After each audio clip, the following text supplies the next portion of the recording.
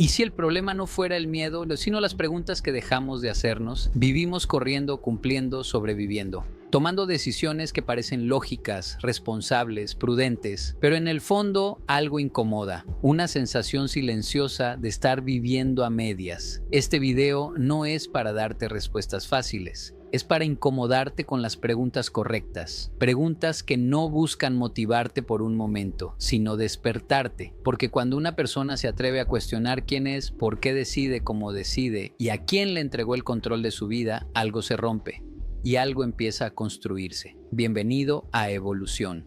Este no es un video para pasar el tiempo, es un espacio para mirarte de frente. ¿Desde cuándo dejé de preguntarme quién quiero ser realmente? Hay un momento silencioso en la vida en el que dejamos de hacernos esta pregunta. No es dramático, no avisa, no llega con un golpe. Simplemente un día despertamos y empezamos a vivir en automático. Cumplimos horarios, pagamos cuentas, repetimos frases aprendidas, defendemos ideas heredadas. Y lo más peligroso, creemos que eso es madurar.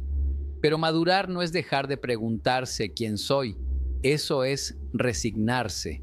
La pregunta no es infantil, es profundamente humana. Un niño pregunta quién quiere ser. Un adulto consciente se pregunta quién está siendo y si eso lo representa. El problema no es no tener todas las respuestas, el problema es haber renunciado a la pregunta. Porque cuando dejamos de preguntarnos quién queremos ser, empezamos a vivir como otros esperan que seamos. Y eso cansa el alma. Mucha gente no está agotada por el trabajo, está agotada por la incoherencia. Sonríen en público y se apagan en privado. Aplauden metas que no sienten.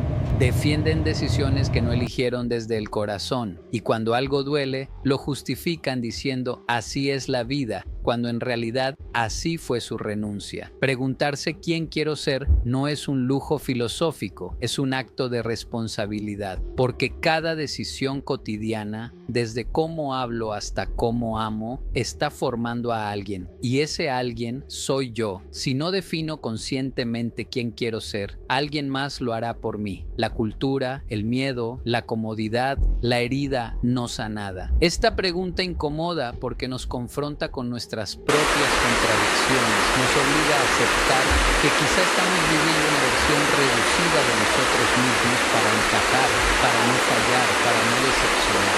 Pero la verdadera decepción es traicionarse en silencio durante años. No se trata de cambiar de vida de un día para otro, se trata de volver a mirarse con honestidad. ¿Estoy siendo la persona que admiro? ¿Estoy viviendo según mis valores o solo según mis circunstancias? ¿Lo que hago cada día me acerca o me aleja de quien quiero ser?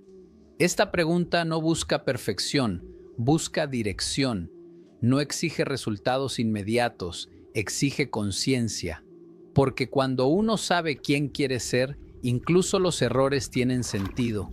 Incluso el dolor se vuelve parte del camino y no una señal de fracaso. El día que dejamos de hacernos esta pregunta es el día que empezamos a sobrevivir en lugar de vivir. Y vivir con pasión no significa vivir sin miedo, significa vivir con propósito, aun cuando el miedo esté presente. La pasión nace cuando hay coherencia entre lo que pienso, lo que digo y lo que hago. Y esa coherencia solo es posible cuando me atrevo a mirarme de frente y preguntarme, sin excusas, sin máscaras, ¿quién quiero ser realmente en esta etapa?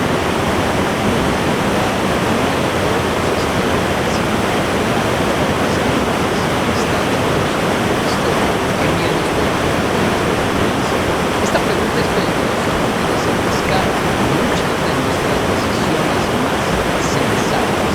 Nos enseñaron a ser prudentes, a no arriesgar, a no exponer, a no fallar.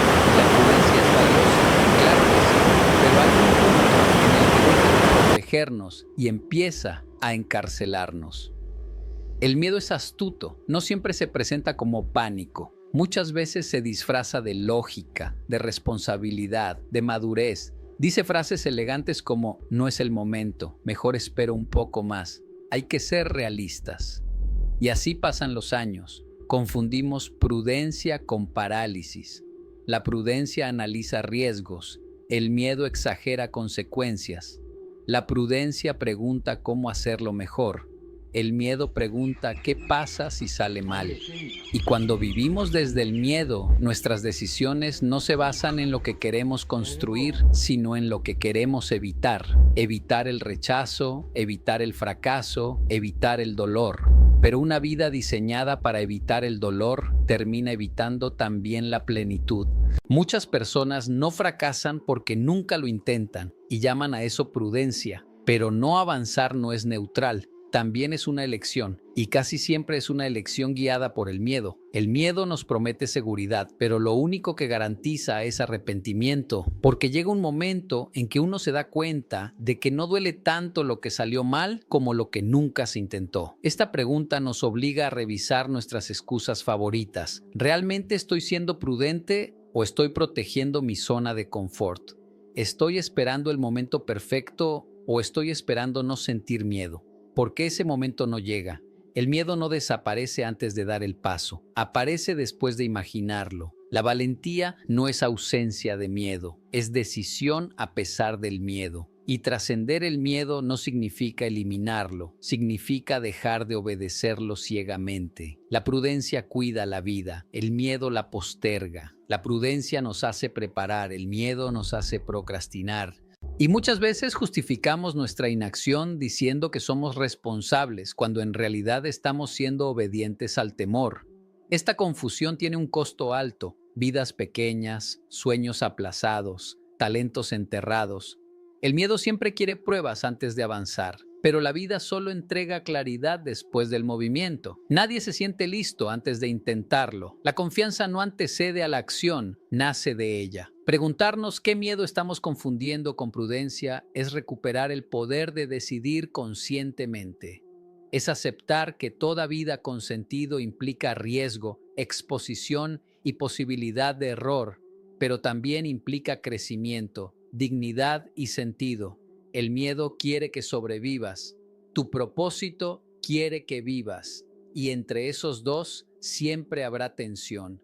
La diferencia la marca a quién eliges escuchar cuando tomas decisiones importantes, cuando dices que no, cuando dices que sí, cuando te quedas, cuando te vas, cuando sigues callando, cuando finalmente hablas. Porque muchas veces no es falta de talento, ni de oportunidades, ni de capacidad. Es simplemente miedo bien vestido de prudencia tomando el volante de tu vida mientras tú le agradeces por cuidarte y no te das cuenta de que te está alejando de quien podrías llegar a ser. ¿Qué excusa elegante uso para no responsabilizarme de mi vida? Hay excusas groseras que todos reconocemos y rechazamos, pero existen otras mucho más peligrosas, las excusas elegantes, esas que suenan maduras, responsables, incluso inteligentes, excusas que no generan conflicto social y que reciben aprobación. No tuve oportunidades, así me educaron. Es que el sistema es injusto, con esta edad ya no se puede, tengo que pensar en los demás. Frases que esconden una renuncia silenciosa. Porque responsabilizarse de la vida no significa ignorar el contexto, ni negar las dificultades reales. Significa decidir qué hago yo con eso que me tocó. Dos personas pueden vivir la misma historia y construir destinos completamente distintos. La diferencia no es lo que les pasó, es la postura que adoptaron frente a eso. La excusa elegante nos quita peso de encima, pero también nos quita poder. Mientras la uso, sigo siendo víctima de algo externo y no protagonista de mi historia. Y ser víctima puede ser cómodo, porque no exige cambio, no exige valentía, no exige asumir errores. El problema es que también nos roba la posibilidad de crecer. Nadie puede transformar lo que no se atreve a asumir. La responsabilidad no es culpa, es libertad. Culpa mira hacia atrás, responsabilidad mira hacia adelante, pero preferimos la excusa porque nos protege del juicio, del fracaso y del esfuerzo. Nos permite explicar por qué no hicimos, por qué no intentamos, por qué no cambiamos. Y lo más delicado es que muchas veces creemos sinceramente en nuestras excusas. Las repetimos tanto que se vuelven identidad. Yo soy así, a mí siempre me pasa, yo no sirvo para eso, no son verdades, son narrativas, historias que nos contamos para no enfrentar el miedo que implica hacernos cargo, porque responsabilizarse es aceptar que quizá no dimos lo mejor, que quizá nos equivocamos, que quizá seguimos el camino fácil y eso duele. Pero no tanto como vivir una vida que no sentimos nuestra. La excusa elegante anestesia la conciencia, pero no sana el alma. Nos mantiene ocupados justificando en lugar de transformando. Cada vez que culpamos exclusivamente al pasado, a la familia, al gobierno, a la pareja, a la mala suerte, cedemos el control de nuestro presente y nadie puede construir una vida plena desde la impotencia aprendida. Responsabilizarse no es negar la herida, es decidir no vivir definido por ella. No es decir todo depende de mí, es decir algo depende de mí.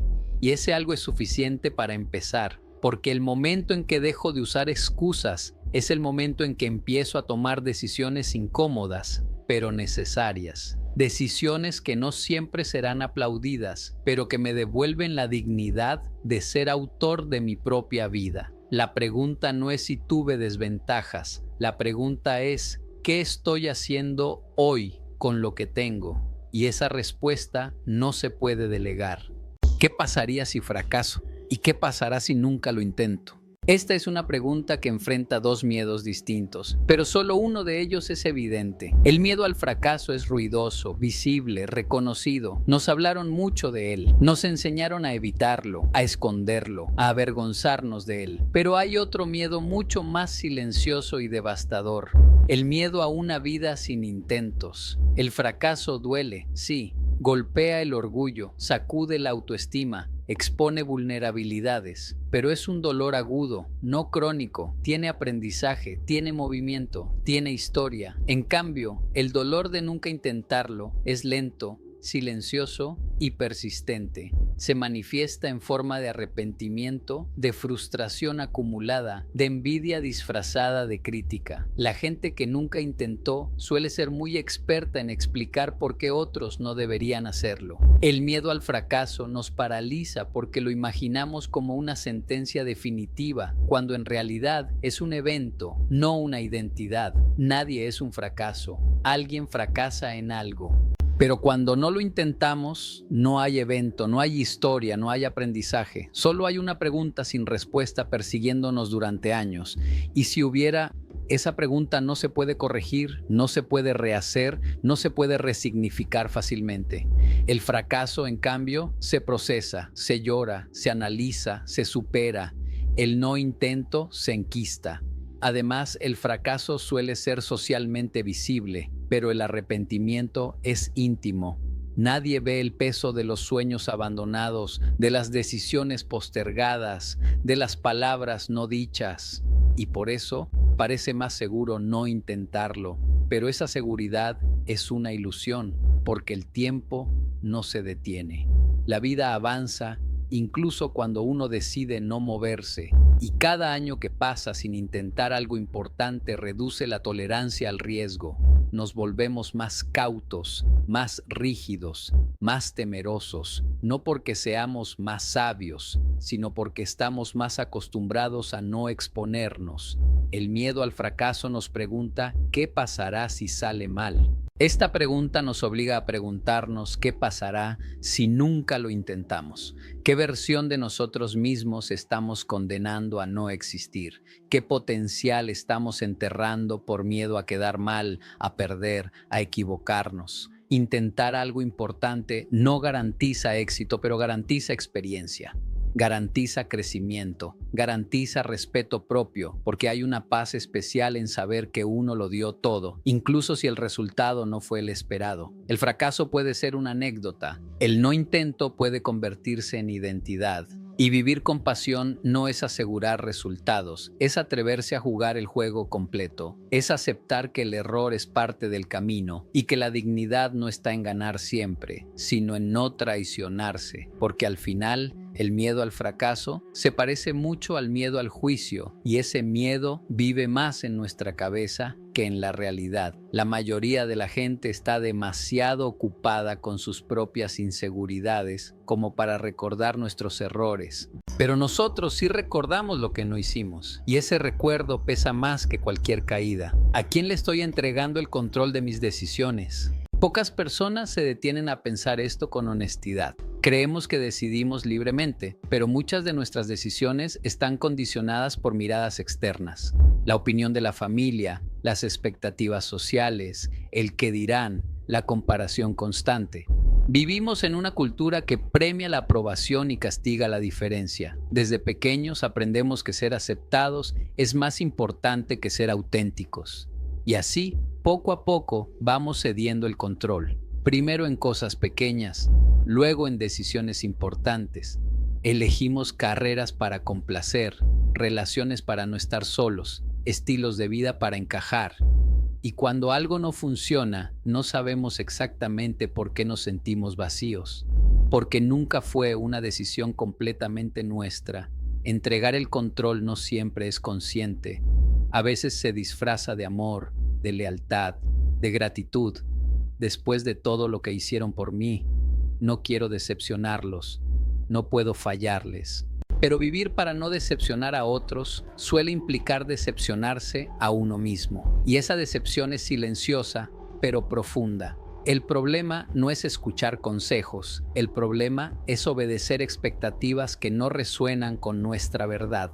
Cuando entregamos el control de nuestras decisiones, también entregamos la responsabilidad de nuestra felicidad. Y eso es peligroso, porque nadie puede vivir nuestra vida por nosotros, pero muchos pueden opinar sobre ella. Recuperar el control implica asumir conflictos, incomodidades, posibles rechazos. Implica decir no cuando esperan un sí y sí cuando esperan un no. Implica aceptar que no todos entenderán y que no es nuestra tarea convencerlos. La libertad tiene un precio emocional que muchos no están dispuestos a pagar, pero la falta de libertad tiene un costo existencial mucho más alto. Vivir según decisiones ajenas genera resentimiento, aunque no siempre se exprese. Un resentimiento sutil que se convierte en apatía, en desmotivación, en cinismo. Nos volvemos espectadores de nuestra propia vida. Cumplimos, funcionamos, pero no vibramos. Tomar el control no significa aislarse ni ser egoísta. Significa ser honesto. Significa reconocer qué decisiones estoy tomando por miedo a perder aprobación. Porque cada vez que cedo el control, refuerzo la idea de que mi criterio no es suficiente. Y eso debilita la autoestima. La pregunta no es quién influye en mí, porque todos estamos influenciados. La pregunta es quién tiene la última palabra. Y si esa palabra no es la mía, entonces estoy viviendo una vida prestada. Una vida que puede verse correcta desde afuera, pero que se siente ajena por dentro. ¿Qué dolor estoy evitando que en realidad podría transformarme? El dolor tiene mala reputación, y con razón. Duele, incomoda, desestabiliza, pero no todo dolor es destructivo.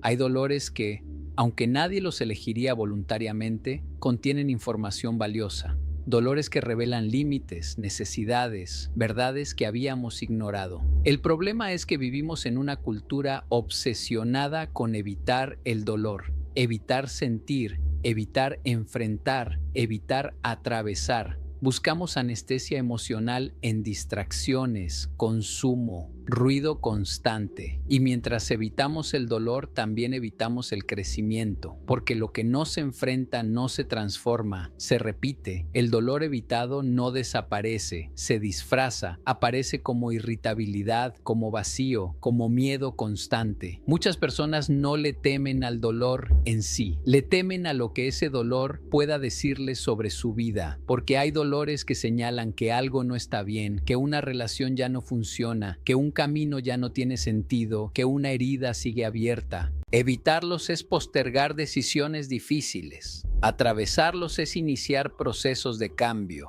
El dolor puede ser un maestro cruel, pero honesto. Nos muestra dónde somos frágiles, dónde dependemos demasiado, dónde nos traicionamos. Transformarse no significa romantizar el sufrimiento, significa no desperdiciarlo, significa preguntarse qué me está pidiendo este dolor, qué verdad me está señalando, qué cambio me está exigiendo. Muchas veces evitamos el dolor porque creemos que no lo soportaremos, pero subestimamos nuestra capacidad de resiliencia. El ser humano es más fuerte de lo que cree, pero solo lo descubre cuando deja de huir. El dolor que transforma no es el que se busca, es el que se atraviesa con conciencia. Es el que se mira de frente, se procesa, se integra, y ese proceso no nos hace más duros, nos hace más profundos, más empáticos, más humanos. La pasión por la vida no nace de la comodidad, nace de haber tocado fondo y haber decidido subir, de haber sentido miedo y no haberse rendido, de haber llorado y no haberse cerrado. El dolor evitado nos mantiene iguales, el dolor atravesado nos redefine. Y mientras sigamos huyendo de él, seguiremos repitiendo patrones, eligiendo desde la herida y no desde la conciencia. Porque lo que duele y se enfrenta se convierte en fuerza, y lo que duele y se evita se convierte en límite. ¿Qué significa éxito para mí y quién me lo enseñó? Esta pregunta parece simple, pero es una de las más incómodas que una persona puede hacerse con honestidad. Porque casi nadie define el éxito desde adentro. La mayoría lo hereda, lo copia o lo acepta sin revisarlo. Desde pequeños nos muestran modelos de éxito empaquetados: dinero, reconocimiento, títulos, estatus, aplausos. Y sin darnos cuenta empezamos a correr una carrera que alguien más diseñó. No nos preguntaron si queríamos correrla, solo nos dijeron que había que ganar. El problema no es aspirar a cosas grandes. El problema es no saber si esas cosas nos representan. Mucha gente alcanza lo que creía que era éxito y aún así se siente vacía, porque el éxito externo no compensa la incoherencia interna. Si el éxito que persigo no está alineado con mis valores, cada logro se convierte en una carga. Empieza a sentirse como una actuación permanente. Sonrío, pero me canso. Gano, pero no disfruto. Avanzo, pero no me siento pleno. Y entonces aparece una culpa silenciosa.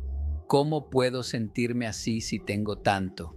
Esa culpa nace de haber aceptado una definición de éxito que nunca fue mía. Preguntarse quién me enseñó qué es el éxito es revisar voces. La familia, la cultura, las redes sociales, los modelos que admiré sin cuestionar. No para culparlos, sino para diferenciar. Porque lo que fue éxito para ellos no necesariamente lo es para mí. Quizá para alguien el éxito es estabilidad, para otro es libertad, para otro es impacto, para otro es paz. El problema es cuando vivimos persiguiendo una definición ajena y nos exigimos sentirnos realizados por algo que no resuena con nuestra esencia. El éxito impuesto genera ansiedad. El éxito elegido genera sentido. Y redefinirlo requiere valentía, porque implica soltar expectativas externas. Implica aceptar que quizá no quiero lo que todos quieren, que quizá mi idea de una vida exitosa no se ve impresionante desde afuera, pero se siente coherente por dentro. El verdadero conflicto no es entre éxito y fracaso, es entre autenticidad y aprobación. Cuando el éxito se mide solo con métricas externas, nunca es suficiente. Siempre hay alguien con más, con mejor, con mayor visibilidad. Pero cuando el éxito se mide con coherencia, con crecimiento personal, con integridad, deja de ser una meta lejana y se convierte en una práctica diaria. No es algo que se alcanza una vez, es algo que se construye, y esa construcción empieza cuando me atrevo a cuestionar lo que me dijeron que debía querer, cuando dejo de vivir para demostrar y empiezo a vivir para sentir sentido, porque no hay nada más agotador que triunfar en una vida que no se siente propia. ¿Qué hábito pequeño revela la grandeza o la mediocridad que estoy construyendo? No son las decisiones heroicas las que definen una vida, son las pequeñas, las repetidas, las casi invisibles, aquellas que nadie aplaude, pero que se acumulan. Un hábito pequeño parece insignificante, pero es una declaración diaria de identidad. Cada hábito dice, este es el tipo de persona que estoy siendo. No el tipo de persona que digo ser, sino el que practico ser. La grandeza no aparece de repente, se entrena, y la mediocridad tampoco llega de golpe, se tolera. Empieza cuando acepto llegar tarde, cuando dejo de cumplir lo que prometo, cuando postergo lo importante, cuando hago lo mínimo necesario. Pequeñas concesiones que parecen inofensivas, pero que construyen una versión reducida de mí mismo. Nadie se despierta un día siendo mediocre, se convierte en ello por hábitos que justificó demasiadas veces. Del mismo modo, nadie se vuelve íntegro, disciplinado o confiable de un día para otro. Se vuelve así por actos pequeños, repetidos incluso cuando no hay motivación. El hábito revela a quién estoy honrando, a mi comodidad o a mi propósito. Muchas personas esperan sentirse inspiradas para cambiar, pero la inspiración es volátil. El hábito es más honesto. No depende de cómo me siento, depende de lo que decido sostener. Un hábito pequeño como leer unos minutos, escuchar con atención, cumplir la palabra, prepararse antes de improvisar, cuidar el cuerpo, decir la verdad cuando sería más fácil mentir. Son acciones simples pero no fáciles, porque exigen carácter, y el carácter se forma cuando nadie está mirando. La mediocridad suele justificarse con frases como no es para tanto, nadie se da cuenta, mañana empiezo. La grandeza, en cambio, se construye con una exigencia silenciosa, hacer lo correcto incluso cuando no hay recompensa inmediata. El hábito pequeño es un voto diario hacia la persona que quiero ser. Cada vez que lo repito, refuerzo esa identidad. Cada vez que lo abandono, también refuerzo algo. No existe neutralidad, o me acerco o me alejo. Y lo más peligroso es que el hábito mediocre no duele al principio.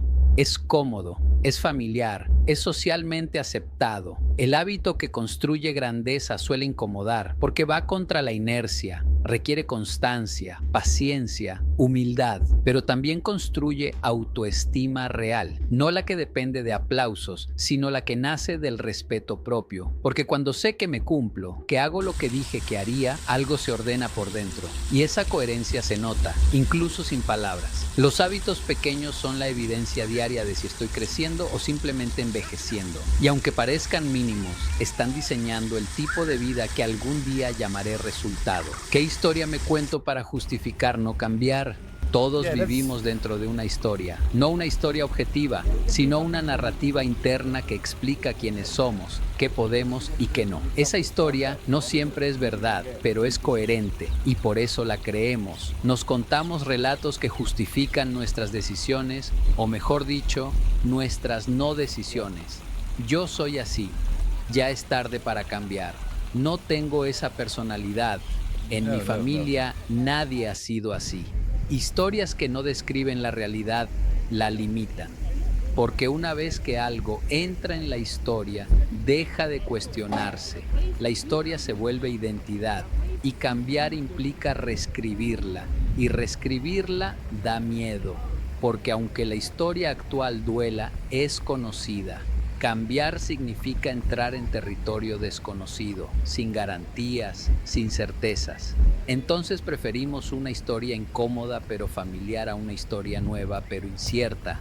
La narrativa interna cumple una función: protegernos del esfuerzo, del riesgo, del juicio. Nos da una explicación elegante para quedarnos donde estamos. El problema es que esa historia fue escrita en otro momento de nuestra vida, con menos información, con más heridas, con más miedo, pero seguimos obedeciéndola como si fuera una ley. Muchas de esas historias nacieron como mecanismos de defensa, frases que alguna vez nos ayudaron a sobrevivir emocionalmente, pero lo que sirve para sobrevivir no siempre sirve para vivir plenamente. Y llega un punto en el que esa historia empieza a asfixiar. Sentimos que algo no encaja, que estamos repitiendo patrones, que reaccionamos igual ante situaciones distintas, y aún así seguimos diciendo yo soy así, como si fuera una sentencia y no una elección.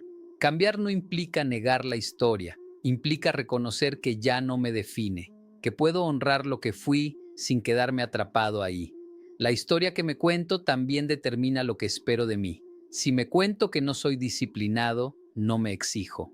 Si me cuento que siempre fallo, no intento. Si me cuento que el mundo es injusto, no me comprometo. No porque sea verdad, sino porque la historia lo explica todo antes de que yo actúe. Y entonces no cambio, porque cambiar pondría en evidencia que la historia era solo eso, una interpretación. Reescribir la historia no es mentirse, es actualizarse, es preguntarse qué partes de mi relato ya no me sirven, qué etiquetas me puse para protegerme y ahora me limitan. Porque la identidad no es fija, es dinámica, y aferrarse a una historia obsoleta es una forma sofisticada de autoabandono. Cambiar empieza cuando me doy permiso de no ser coherente con mi pasado, sino con mi presente. Cuando acepto que la historia que me cuento puede ser revisada y que no cambiar no es fidelidad a quien fui, es miedo a quien podría llegar a ser. Si hoy fuera el último día sin miedo, ¿qué haría distinto mañana? Esta pregunta no es hipotética, es reveladora, no habla del futuro, habla del presente. Porque si imagino un día sin miedo, inmediatamente aparecen acciones claras, llamadas que haría, decisiones que tomaría, palabras que diría, caminos que exploraría. Y entonces, la pregunta real no es qué haría sin miedo, sino por qué no lo estoy haciendo ahora. ¿Qué miedo específico me está deteniendo? Porque el miedo no es abstracto, tiene nombre. Miedo al rechazo, al fracaso, a decepcionar, a perder seguridad, a no estar a la altura. Esta pregunta desnuda la distancia entre la vida que vivo y la vida que deseo, y esa distancia casi siempre se mide en miedos no enfrentados. Imaginar un día sin miedo no elimina los riesgos, elimina las excusas. Nos muestra con claridad brutal qué cosas estamos postergando por temor.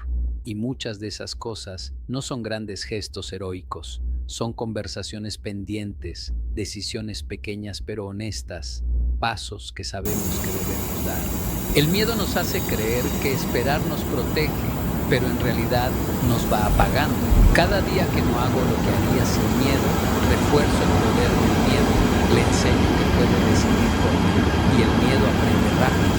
Empieza a opinar sobre todo, sobre lo que digo, lo que siento, lo que intento.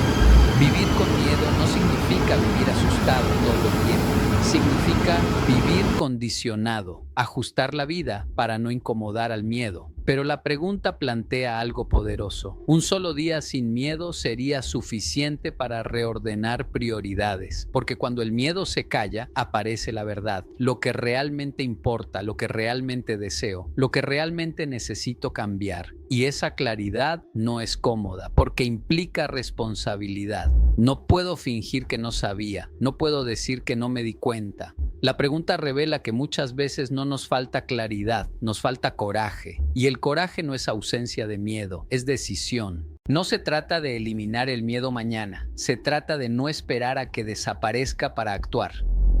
Porque ese día sin miedo no va a llegar mágicamente. Pero sí puedo decidir que el miedo no tenga la última palabra. Que aunque esté presente, no gobierne. Imaginar qué haría sin miedo es una invitación a empezar a hacerlo con miedo, poco a poco, torpemente, imperfectamente. Porque la vida que se posterga esperando valentía se vuelve cada vez más pequeña, y la vida que se vive a pesar del miedo se expande.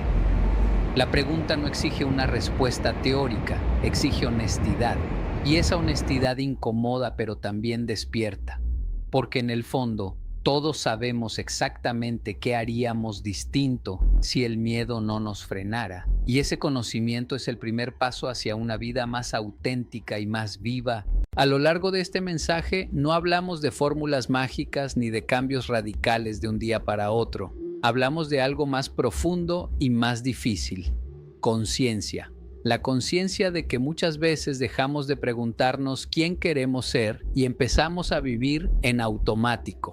La conciencia de que llamamos prudencia a lo que en realidad es miedo bien educado. La conciencia de que usamos excusas elegantes para no asumir la responsabilidad de nuestra vida. Vimos que el fracaso no es tan peligroso como una vida llena de intentos no hechos. Que entregar el control de nuestras decisiones a otros puede darnos aprobación, pero nos quita identidad. que hay dolores que evitamos durante años y que, si los enfrentáramos, podrían transformarnos. Cuestionamos una idea de éxito que muchas veces no es nuestra, sino heredada.